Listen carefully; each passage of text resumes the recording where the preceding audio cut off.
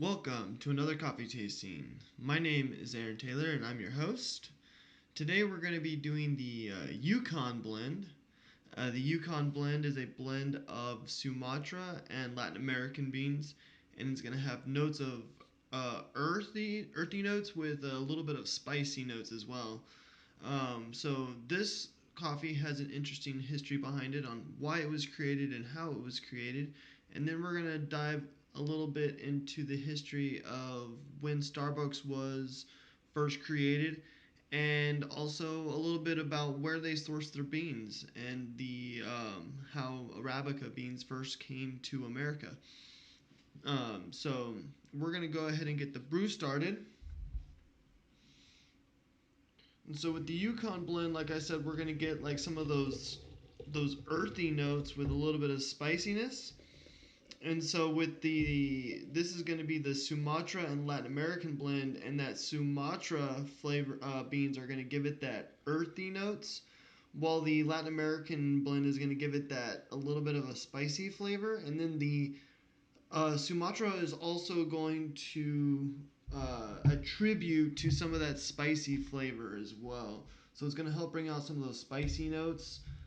This coffee would be really good for any time, like the holidays, like Christmas, just because it's got those spice notes, and that's why we probably get those spice notes in the Christmas blends, is because it's really good with like a holiday dinner. Um, and so with this coffee, it has a very interesting story. That's for sure. Um, I'm not a big Yukon fan because I don't like those earthy flavors, but this isn't going to be as nearly dark as like the Sumatra itself, just because we have that Latin American coffee that's going to that actually makes it the medium roast that it really is. Um, so it's not as bitter, but then what's dying down some of those earthy notes is those spicy notes, and I'm not a big fan of those spicy notes either. So I would typically stray away from the Yukon blend just because it's not my particular favorite flavors when I'm looking for a cup of coffee. But we're gonna see if that kind of changes through different brew methods. With the French press, we're probably going to see more of those earthy notes come through. And with the pour over, we're going to see a little bit more of those spicy notes come out. And that earthy boldness is going to take a little bit of a back seat. So we're going to see if maybe I would prefer the French press over the pour over, because if I had to choose between spicy and earthy, I would definitely go with the earthy notes. That's what I would that's what I would go for.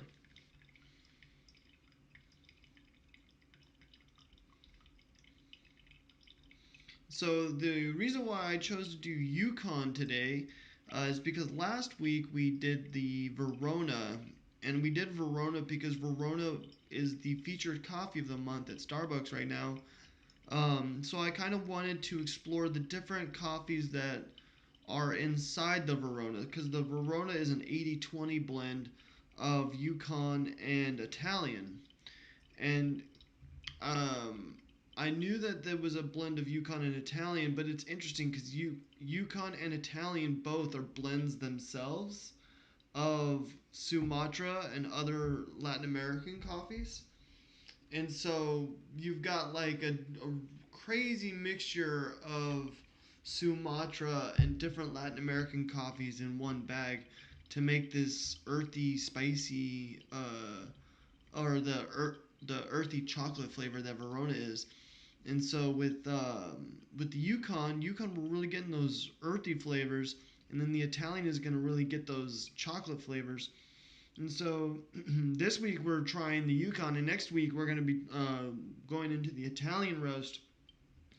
So that's why we're doing this particular blend of coffees, because we did Verona last week, and now we're exploring the different coffees that go inside Verona, which is 80% Yukon and 20% Italian. And that Yukon is going to give it that earthy flavor, and the Italian is going to give it the milk chocolate and dark chocolate notes. So the coffee is just about done brewing here. So when I drink coffee, I tend to lean more towards blonde roast, and I look more for the milk chocolate, caramel, sweet notes in my coffee, just because it's very smooth and mellow. Very easy to drink black. You don't have to add any cream or sugar to make it to mellow it out or anything. But if you do like your coffee bold and dark, that's your personal flavor preference. I myself, I like a lighter roast, as long as those lighter roasts aren't too acidic and bright. Because some coffees have like really bright acidic notes, like a berry note or herbal notes, and I don't like that herbal notes because it leaves you with a dry palate. And with that dry palate, you really need something else to pair with something savory, and you don't always have something savory to pair your coffee with. All right. So immediately, right off the bat, when I smell the pour over coffee, I'm really getting that spicy smell with a little bit of earthiness.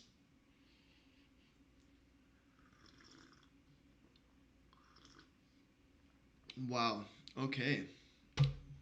That is the spice on that is intense. It's like really hitting the sides of my tongue right now. Uh, really bright and acidic spice flavor. Not a whole lot of bitter flavors going on in the center of my tongue. There's a little bit there, but the sides of my tongue are so overwhelmed with that spice flavor um, that you don't really notice those bitters impacting the center of your tongue. That is a very, very intense cup of coffee. It's a smack in the face kind of.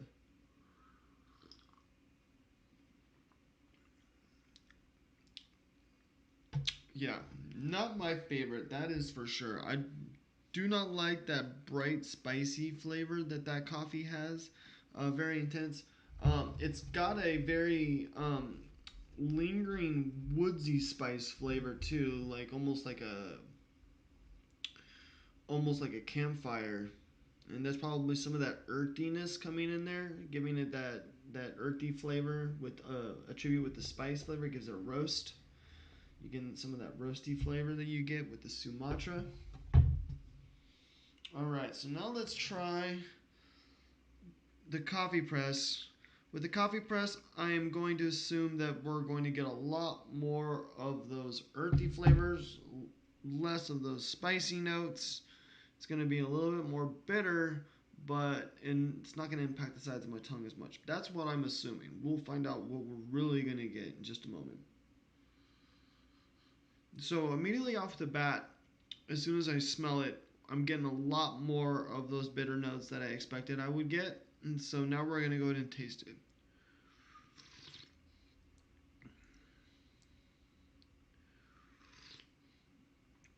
That is much better. Okay. So for me, the French press is going to be much better just because the roasty spiciness of the pour over, it really takes a back seat. Like it's still there, but it's not nearly as intense as it was on the pour over. The French press is really nice because we're getting a lot more of those bitters coming forward, really like taking part of the stage of the palate, and then it's kind of balancing the cup because with this, it's kind of with the pour over, it's a little bit imbalanced for me because that bright roasty flavor just totally overwhelms the palate of your tongue. While this, we're getting more of those bitter flavors, but we're still getting that spice flavors. And they balance each other out to make a well medium balanced cup to where neither of the flavors are really overwhelming the palate.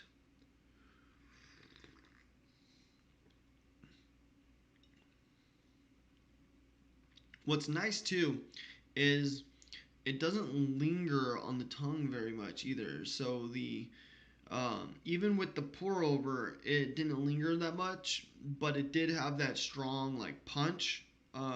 initial like bright spicy punch to it, but it doesn't it doesn't hold on. So there's that as well with this coffee. If you're not looking for a cup that holds onto your tongue and then leaves its flavor behind, this is a fairly decent cup of coffee on the coffee press. I really like it. It's much smoother on the coffee press in my opinion, just because the flavors are more balanced to where they all the different flavors that we're tasting take part on the palate of the tongue. While the pour over, you're getting mainly that spice flavor. So if I were to choose a particular brew for this cup, it's going to be the French press. All right. Now we're going to talk a little bit about the history of Yukon blend, how it came to be, and it also ties in a little bit about with the history of Starbucks itself. So we're going to start with the history of Starbucks. So a lot of people know that Starbucks was founded in 1971. Not a lot of people know the names of the founders. I don't know them by heart. But it's the founders. Their names were Jerry Baldwin, Gordon Bowker, and Zev Siegel. And so they founded Starbucks in 1971, and they sourced their unroasted coffee beans from Pete's Coffee. And so they back in the 1950s, that's when Pete started exporting or importing Arabica high quality coffee beans to America.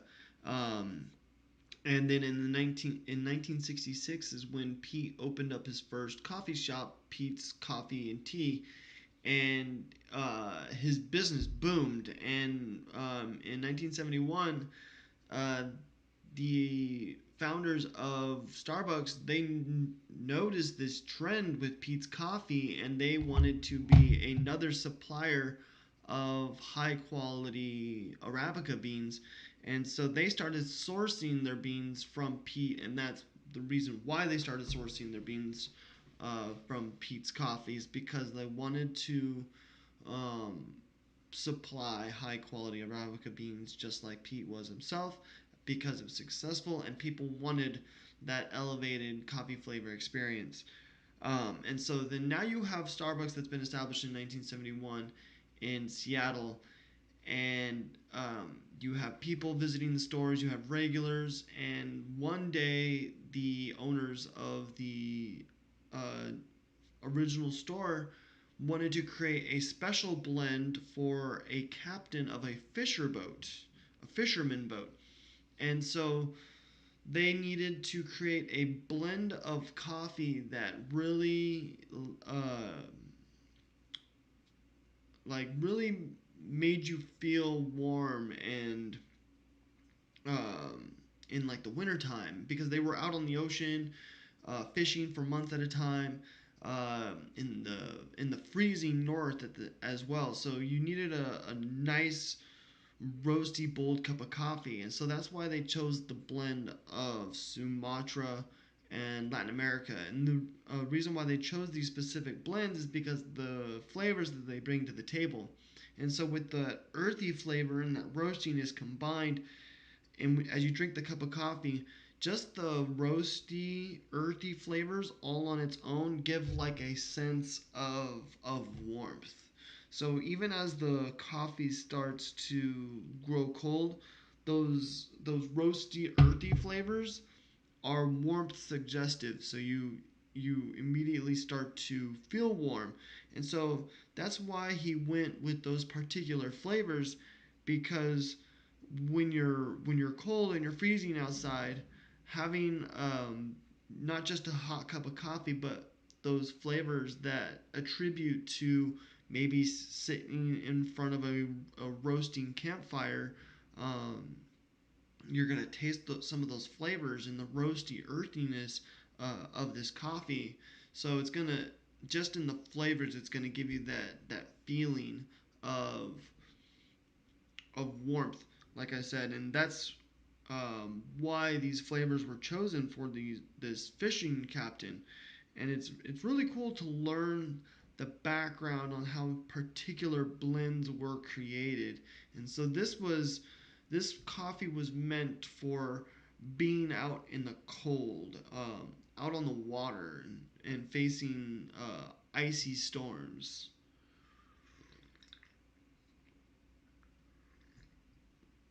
And that's why this particular cup of coffee has the flavors that it has. And it's very interesting because a lot of our small lot coffees, they have really cool individual stories from their particular farmers, um, which is really cool to learn about the culture and the history of the farmers themselves, the people who grow the coffee. But I never really thought to think about like how particular blends were created.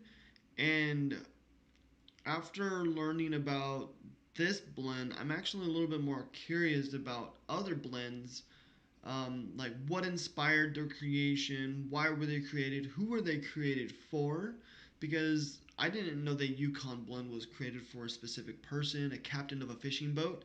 And so that gives it a little bit more meaning and impact to the coffee. You know, it's almost like a tribute to that particular fishing boat and that captain every time you drink a cup of Yukon. And so that's really cool too. So we're learning a little bit about the history of Seattle, its fishermen, and then how coffee was created for a particular individual, and how they chose specific flavors to enhance and make their workspace more comfortable. I guess you could say, you know, the warm roasty feeling is going to make you more comfortable in a cold environment. So they went for flavor notes that is going to impact their workspace and their living quality, which is really cool. The fact that they took the effort and wanted to create a better work environment for some of the local fishermen is an inspiring story, and how we can do different things for our local communities to make their livelihoods better and inspire other people. And that's really cool that that's what these coffee tastings are really all about. It's all about inspiration, and me trying to inspire you guys through just culture and story, and how um, you can impact someone's lives, not through just coffee but through anything. But coffee can be a great example on how you can impact someone's life, and then you can apply that to any other daily routine to try and impact someone's life in a positive way. And that's just important to note and try and keep at the top of your brain is how are you going to positively impact someone around you today. Um, so that's what we're going to take away from this coffee tasting is impacting people around us, impacting someone in our community in a positive way, um, through daily acts of kindness or willingness of servitude, because uh, the creators of Starbucks, the original founders of Starbucks, they went out of their way to make this particular blend for a fishing captain, to make not just his but his entire crew their livelihoods uh, much better by having a specialty blend of coffee just for them, to keep them warm, and to give them that illusion of warmness through the roasty, earthy flavors as well. And the illusion of warmness is very important. Just having the illusion of warmness can trick your mind into thinking that your body temperature is the appropriate heat and can save a lot of energy. So when your when your brain starts to think that you're getting too cold, there's like a sensor in the back of our brain that regulates our temperature, and it's part of our biology. And when that happens, there's like a trigger in our body that creates our muscles tense in our arms, and that's those little goosebumps that you get when you're cold. It's our muscles tensing, and they're like slightly vibrating. And what that is it's creating body warmth through muscle tension, and that that's not energy free. When you start to shiver and and and get those goosebumps, your body's using energy to do that. And so if you can have the feeling of warmth and kind of trick your body into thinking you're warm enough, um, you're still gonna give off body heat to keep yourself warm, but you're not gonna go through that excess energy that might cost you the energy that you need to maybe stay on the boat or do your job, because that could be physically draining. Having that constant that shiver of muscle tension, being tense all the time. It can also affect like your how relaxed you are in the job, and then you could injure yourself if you're too tense. Well, especially while working in a boat where all your equipment is heavy, and it requires a lot of manual labor to move a lot of that stuff around. And so if you're cold and your body's tensed up from your muscles being tense from freezing, uh, you might strain a muscle. You can pull your throw your back out very easily.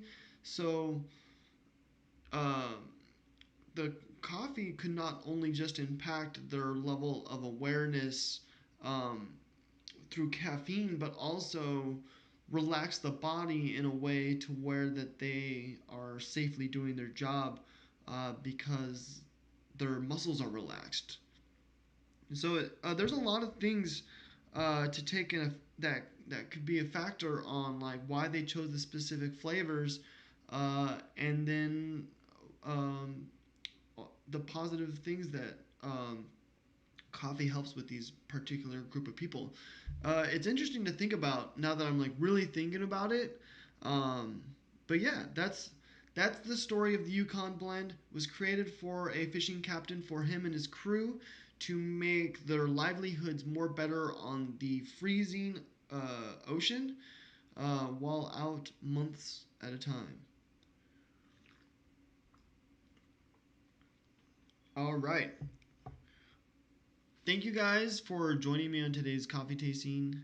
If you guys are joining me for the first time, go ahead and hit that like button and subscribe button down below.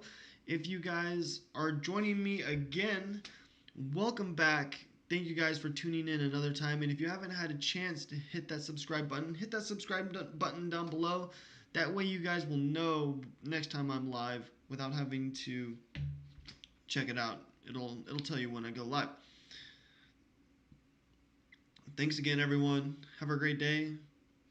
I'll see you this Tuesday, where we'll be doing Hawaii and learning about the history of Hawaii and how Hawaii Kau came to be, and the Kona blend, all the different Hawaii blends. And then the next Friday we will be doing the Italian roast and further exploring the different coffees that went into Verona. I will see you guys all Tuesday morning for Hawaii. Have a great weekend. Thank you all for joining.